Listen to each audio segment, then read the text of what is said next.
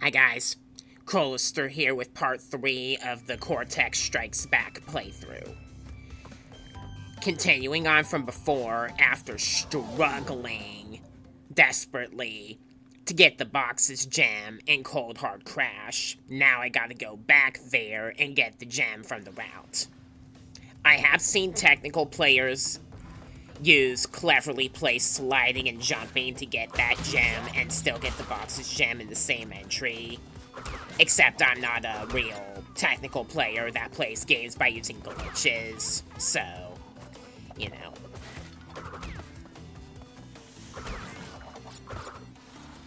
Besides that, I'm not sure if you can even do that in the Sane Trilogy.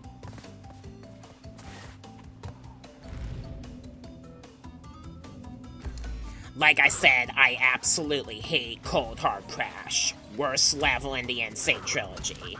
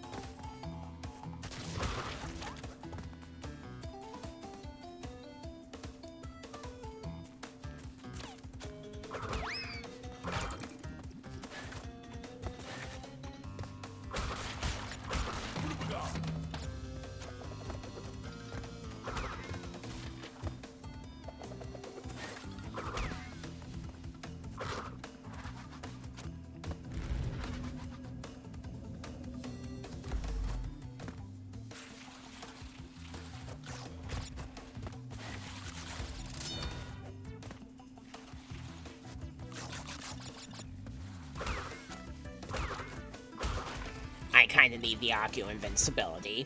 Luckily, I can improvise.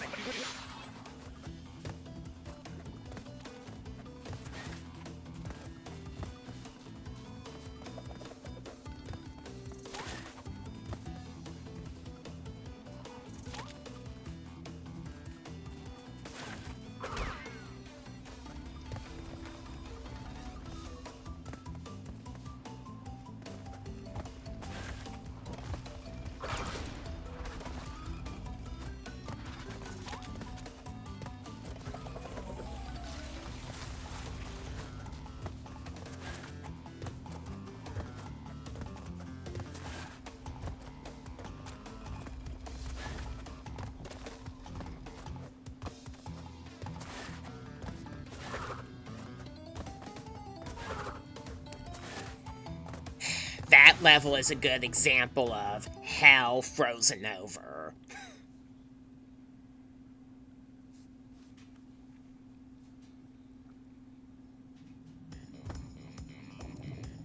Anyways, in Warp Room 4, I still have to do Ruination and Behaving. So, let's get to that, shall we?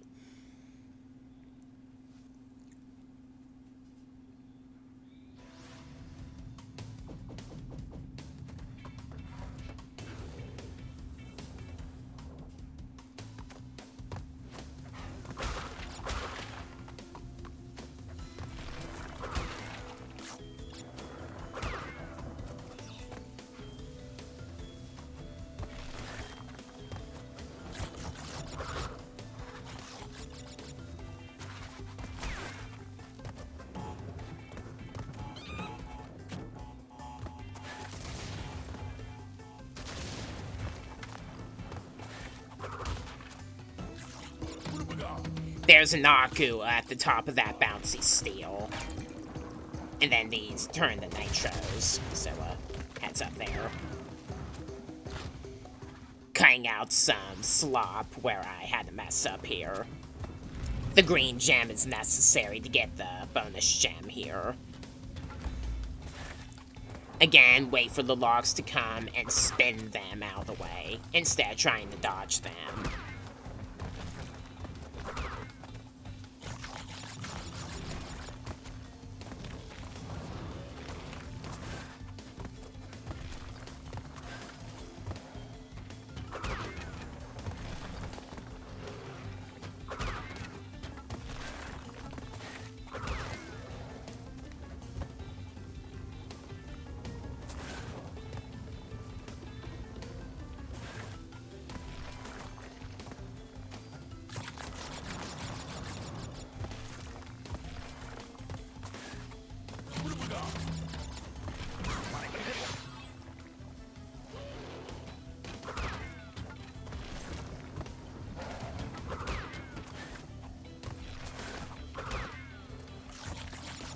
This is as far as I need to go.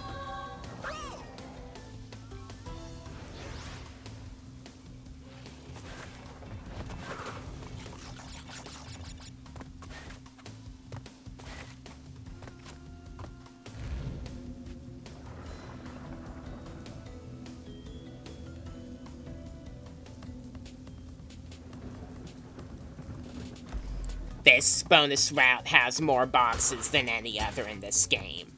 Wise use of movements is required here.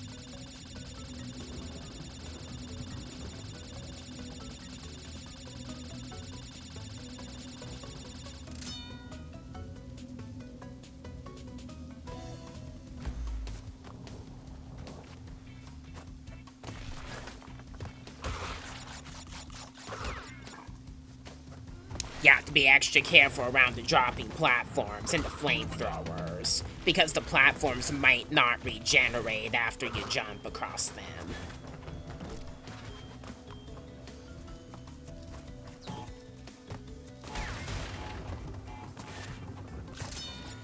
These pillars that turn that you have to be careful around and jump across.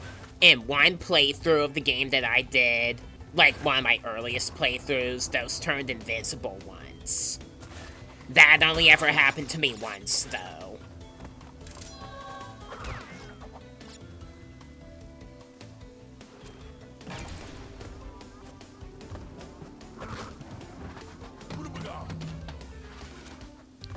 Activision doesn't really seem to be the best at debugging, just in case you can't tell.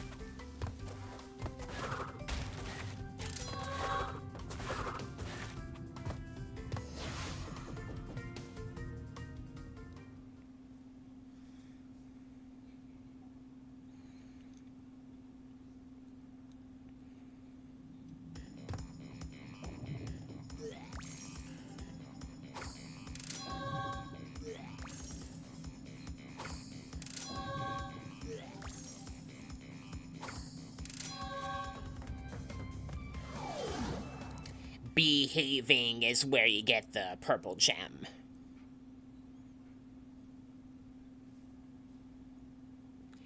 It says it lies beyond a clever deception.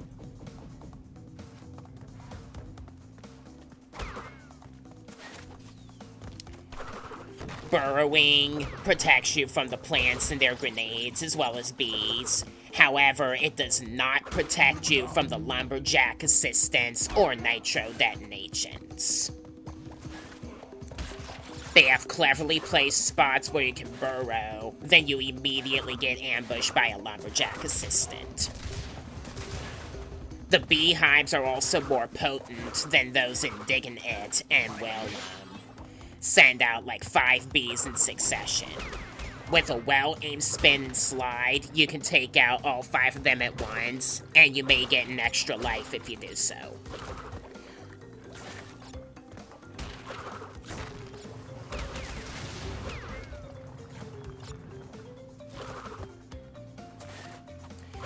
The idols also move a lot faster.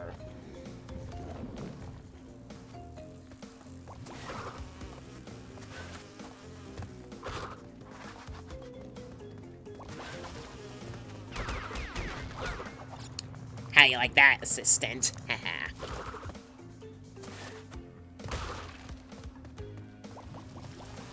Like this.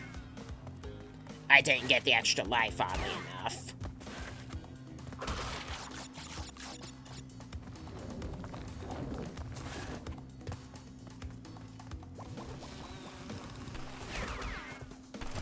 I did that one.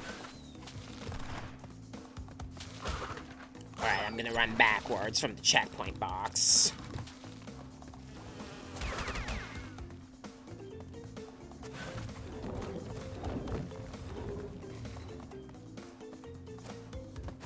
Here it is.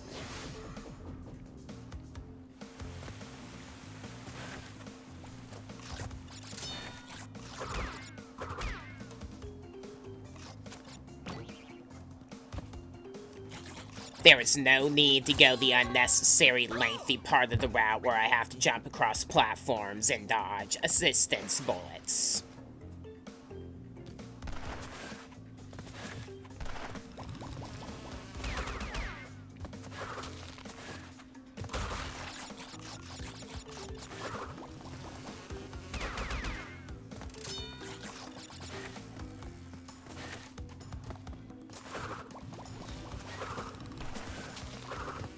I just love how checkpoint boxes have to be right next to bonus gates, even though bonus round gates act as checkpoints.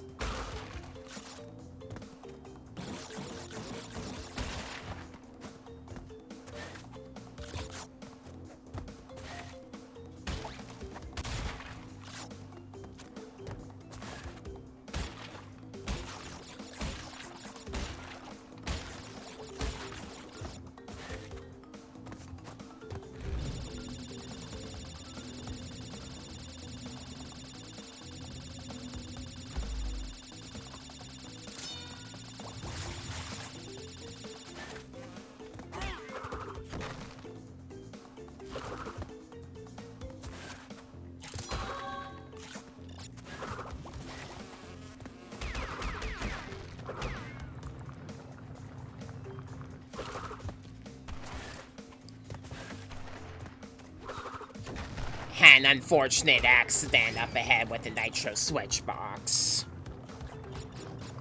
Skipping that. You gotta keep your distance while flipping this one.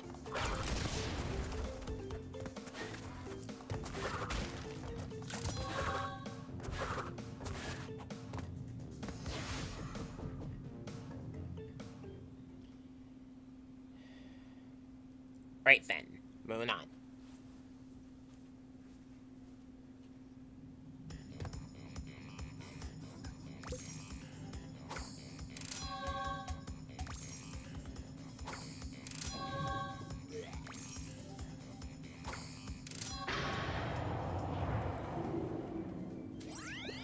Crash, I have discovered that the opposition is being masterminded by Dr. Nitrous Brio, the inventor of the Evolvo Ray. Brio was responsible for our misunderstandings in the past. He forced me to assist him in his plot for world domination, and he's at it again. He will attempt to stand in our way. Be on your guard, Crash. Use the boss door to Deliver the crystals to Engine. He originally said use the platform to deliver the crystals to him. Except you're not using the platform, you're using the boss door now. So, yeah. What Dr. Cortex said. Give the 20 crystals you've collected to me! Like, do you have to force me to give them to you by using a war machine? That sounds more like a death threat to me. You basically press square, well, Y in my case, because I'm playing the Switch version, to throw Wumpa Fruit at the open spots to destroy the mechanics to fight Engine.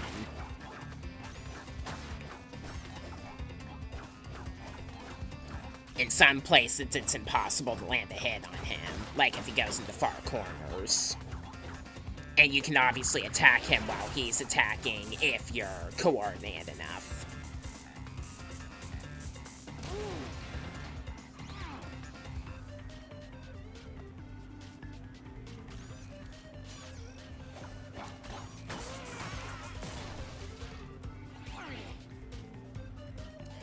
So now Engine's using the rocket pods on the shoulders.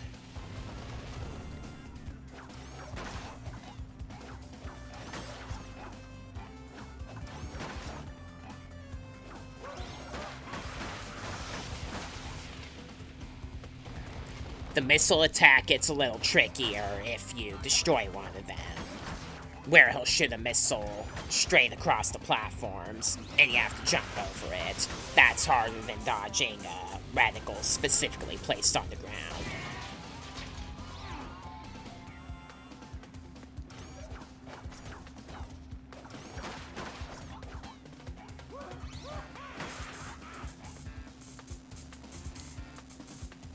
Then for the final phase, he comes at the individual platforms, starting with the one in the middle. And you have to throw just a few hits on him and then get out of the way quickly. It takes about 5 shots to destroy this phase. And there. Dr. Cortex will be very displeased with your insistence. Prepare to suffer his wrath.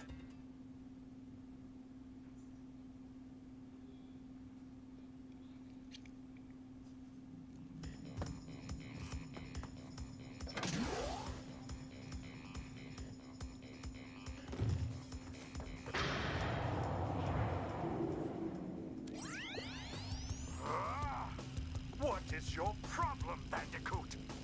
I will not ask you again to bring me the crystals. Obtain the remaining 5 crystals, Crash, and bring them to me. Alright, so here we are, the 5th and final warp room. Piston It Away is also a little ridiculous, difficulty-wise.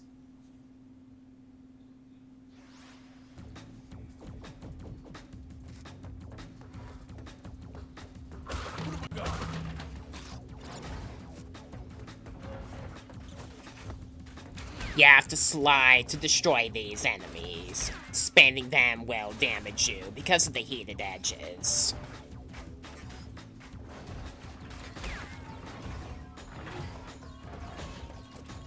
And then these droids are completely obnoxious. The ones that open and close their shockers, so you have to be careful of whether you spin or jump them.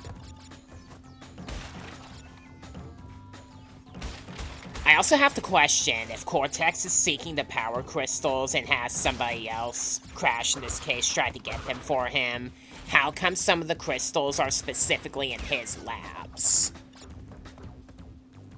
That's a bit reckless of plot development, if you ask me. Or it could just be a guy with a huge head and claims to have a massive intellect just being freaking stupid. Which does make sense for the franchise.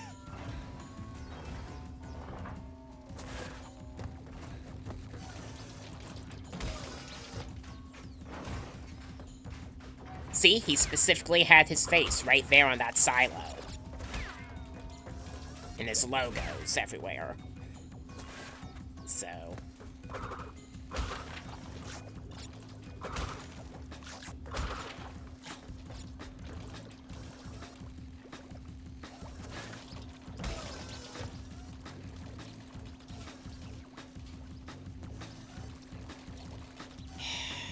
combination of these annoying droids and the heated pipes is not convenient at all.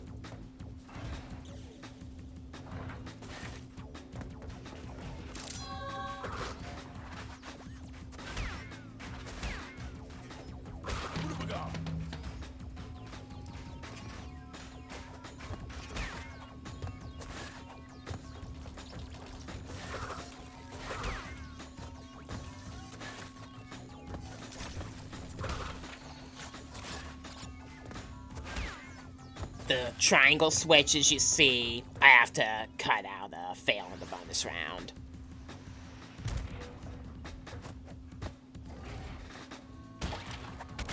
This one is not easy or fun by any means, because of the way the nitros are placed.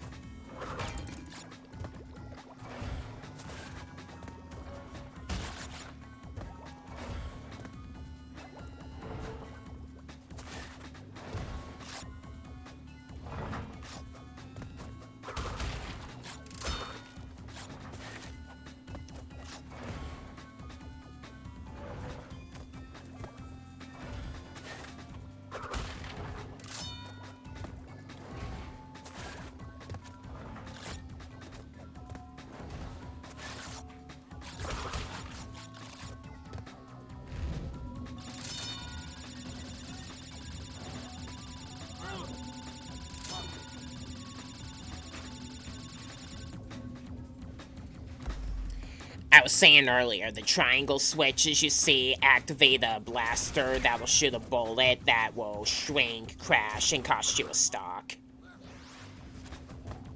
You can cancel the bolts out, though, by spinning as they come. You want to spin the assistant and then spin them again immediately, quickly, to bash them off the edge. This is as far forward as you need to go.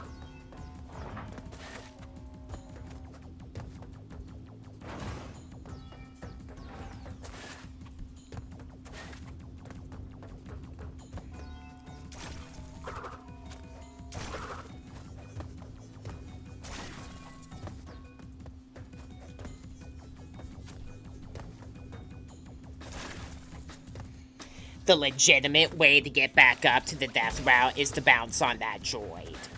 If you accidentally destroyed it earlier, though, you can hold the crouch, jump, and spin simultaneously to still cross the shrink blaster and get over it that way.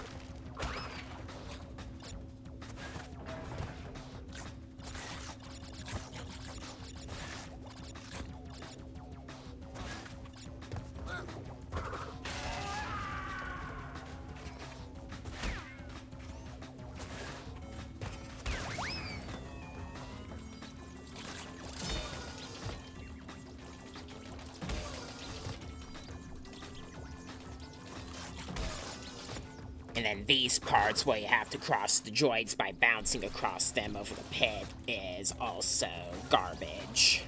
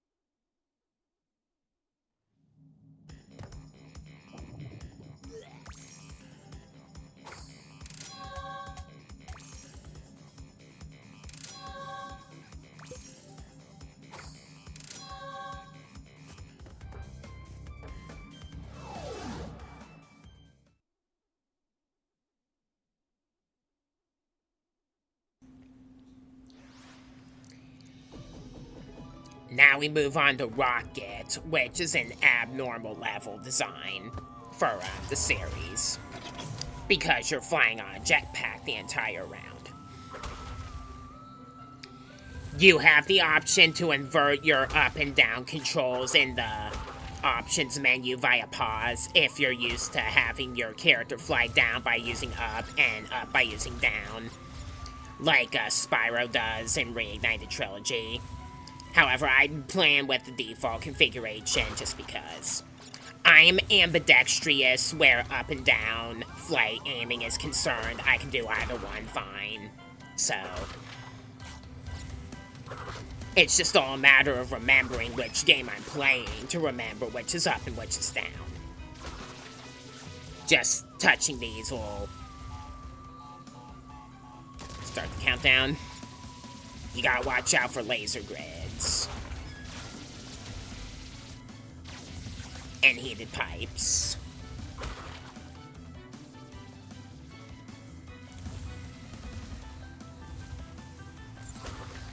Then, wait for the assistants to do the electric move, then spin them, and then spin them again quickly, or wait for them to attack first, and then attack them.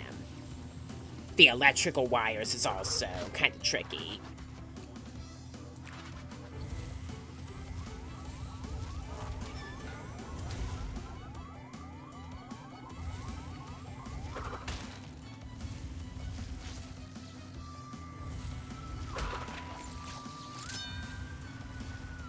Here's another critique about the opening plot. Didn't Engine say in the opening sequence that the crystals are on the Earth's surface? Does this stage look like the Earth's surface to you? No, you can straight up see Earth in the background, and we're in space. That's another flaw with the plot in the opening of the game.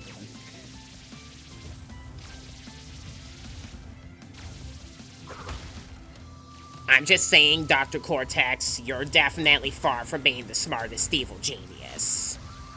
I mean, you can tell. Cutting out some recklessness here.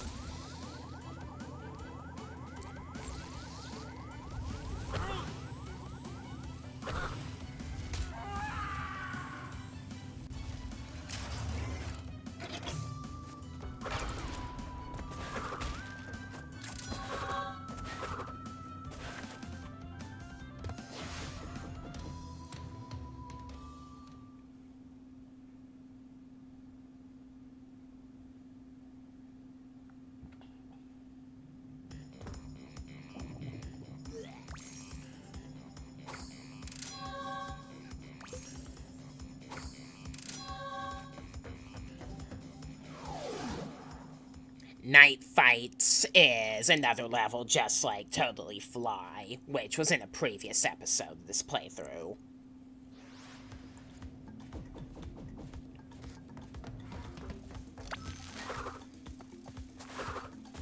The Fireflies will only stick around for so long, and it's only just enough distance that you can make it to the next section before they fly off. So you can't screw around here.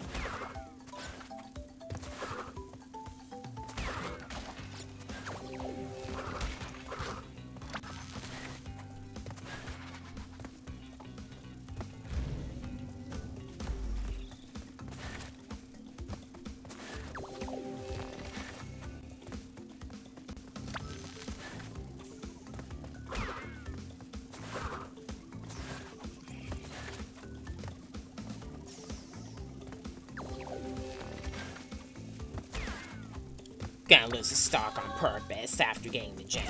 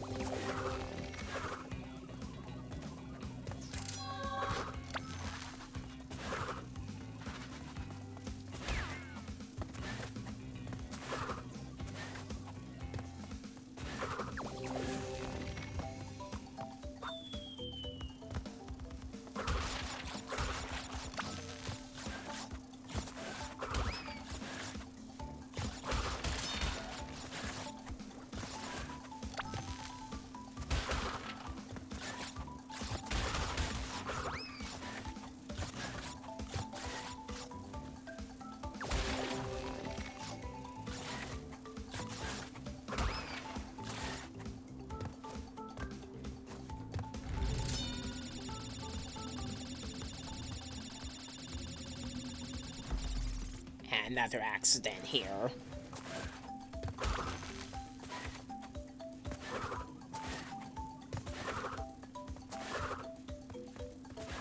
Now you have to go back this way to get some boxes that are supposed to be in the death route in order to get the boxes gem.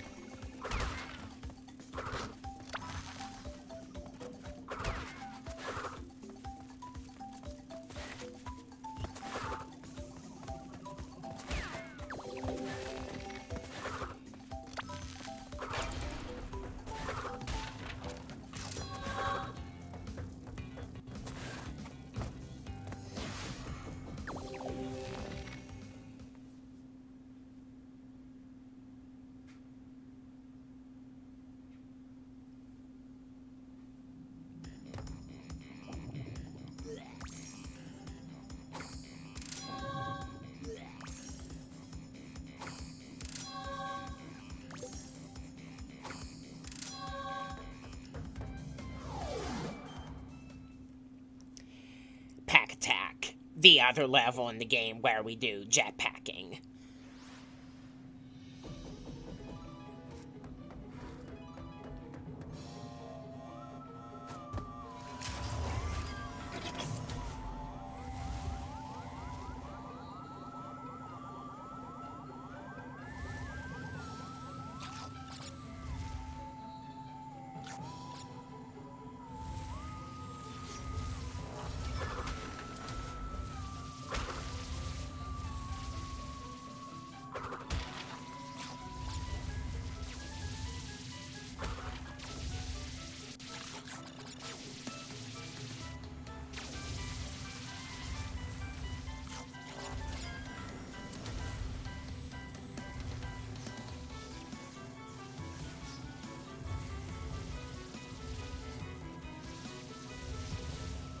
It's not easy to get past the floating electric wires, you should know.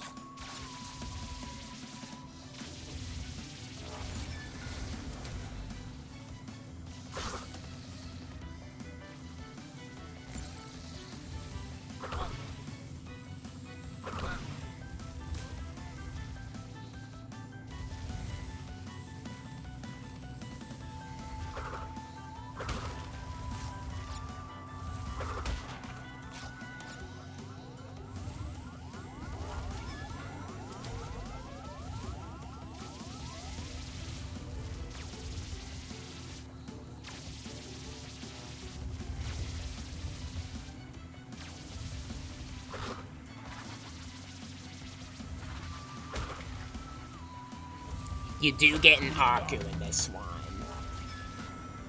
Just keep in mind that in these jetpack levels and in the river levels, while you're on the wakeboard, they will not give you invincibility.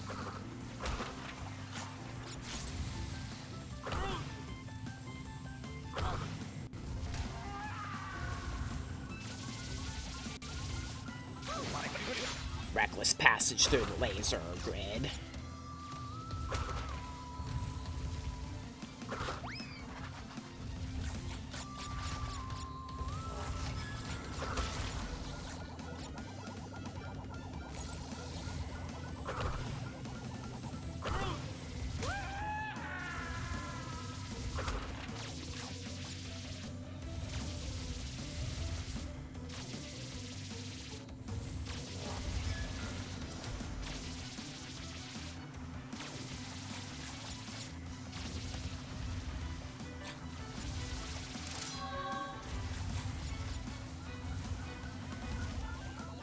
This part's a little tough.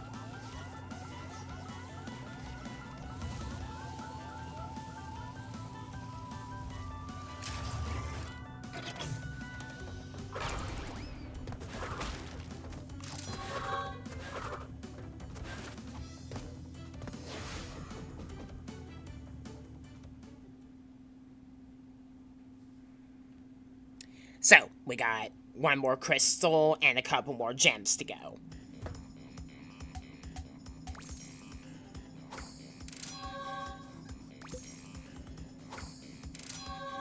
Let's go to Spaced Outs. Another really difficult one. The alt route here requires all 5 color gems, which I have.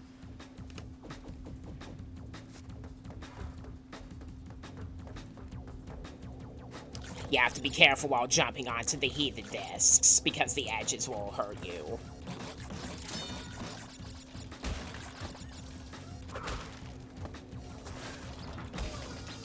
The pistons can also smash you and kill you if they come down on you, even if you're in midair.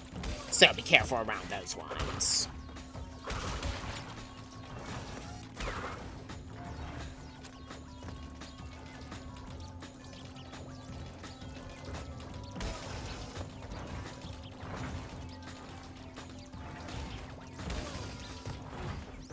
I always get the checkpoint and then go back to where the gem route is.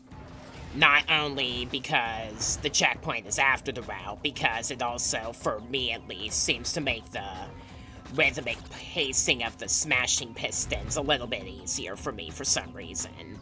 And it makes a massive difference. Funny how stuff works that way. There are also several extra lives here.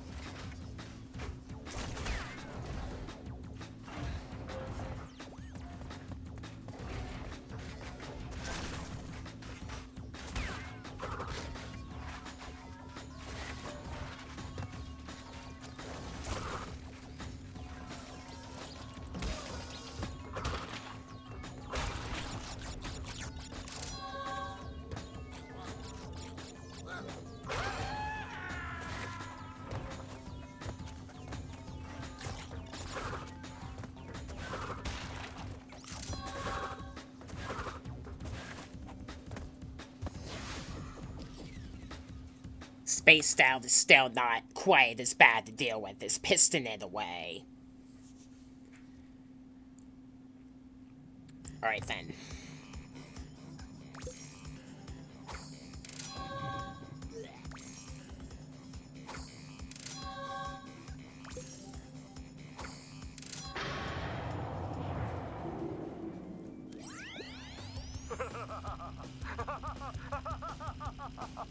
Yes!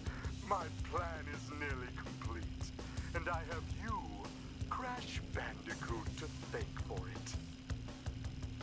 Engine, what's happening? What's that? Is she stealing our signal? Crash, Cortex isn't gonna use the crystals to contain the planet's energy.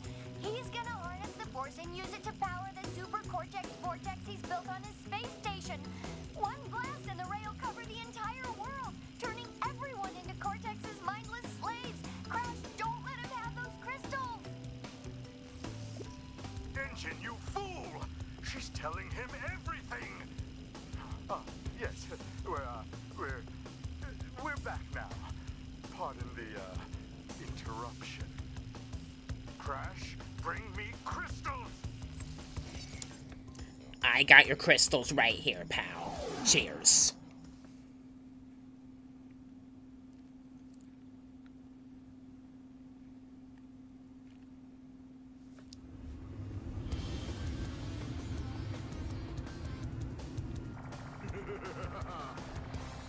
So, the final battle against Cortex in this game is a do-or-die scene.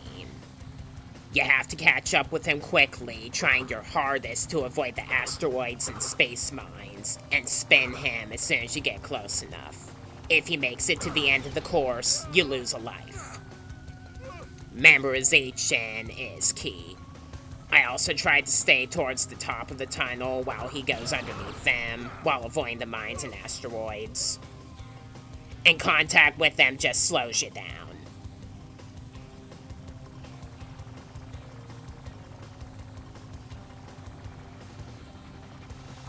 And there you go. You're gonna need that for the relic runs if you wish to do those in Sane Trilogy. You haven't seen the last of me, Crash Bandicoot.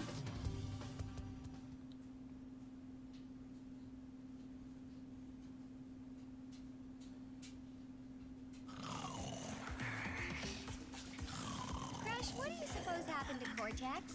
And what about the Cortex Vortex? It's still up there.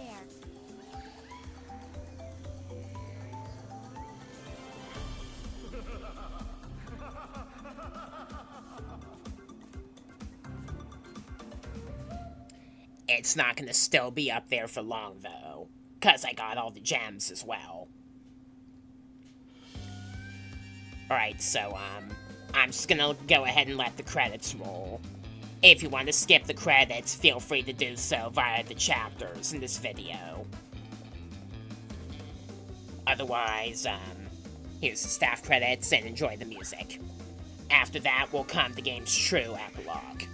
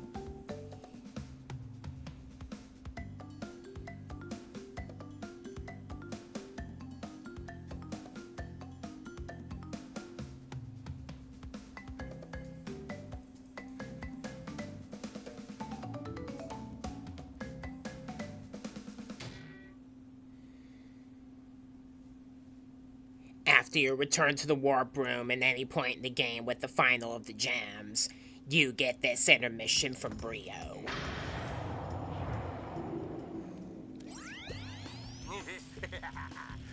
You have acquired all of the gems. Incredible. The crystals are not the only means of harnessing planetary energy. The gems have that ability as well. And with them, I can destroy the Cortex Vortex forever. Let me warp you to my completed laser installation. He had a promise to keep. Let's go upward on the elevator once more.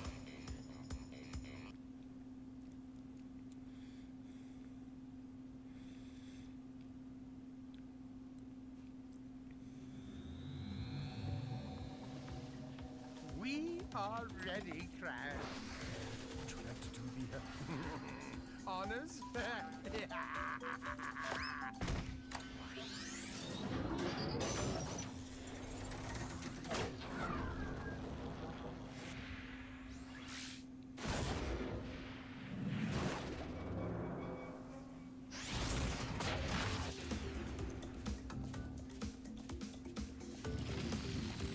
And so transites into the opening of Crash Bandicoot Warped. The best, in my opinion, and most popular game in the series. After I do the relic runs in this game, which is going to be even more torment, then I will follow up eventually with the Crash Bandicoot Warped playthrough as well, which I am looking forward to doing very much. Till then, or until my next upload, I am Crolister, thanks for watching, and I'll see ya.